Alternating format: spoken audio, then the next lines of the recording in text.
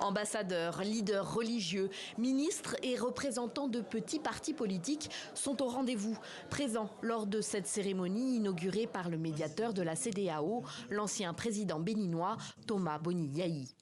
Je suis venu vous donner mon cœur. La dynamique est là. Eh bien, nous sommes dans une nouvelle ère qui s'ouvre, un nouvel élan. Thomas Boni Yayi est optimiste.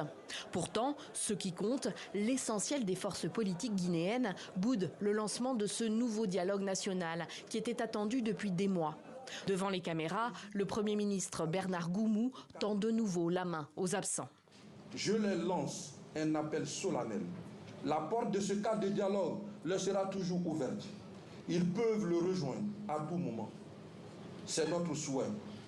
Malgré des discussions ces dernières semaines avec le pouvoir guinéen, les trois grands pôles politiques du pays refusent pour l'instant de prendre part à ce dialogue. Le RPG Arc-en-Ciel du président déchu Alpha Condé, les partis politiques membres du FNDC, ce mouvement de la société civile à la pointe de la contestation anti-Condé en 2019-2020 et qui a été dissous par la junte l'été dernier. Et enfin l'ANAD, une coalition de partis et d'associations à laquelle appartient Étienne Soropogui. Pour lui, comme pour les autres, impossible de dialoguer avec les autorités de transition avant la libération de tous les prisonniers politiques et le retour des leaders qui ont fui le pays.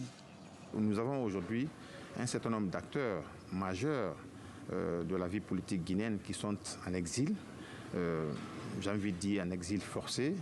Nous avons besoin de garanties pour que ces acteurs-là rentrent au pays et que des poursuites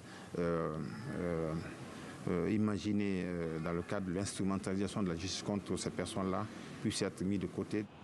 À L3, les trois grandes coalitions absentes de ce nouveau dialogue interguinéen ont rassemblé plus de 90% des suffrages lors de la dernière présidentielle.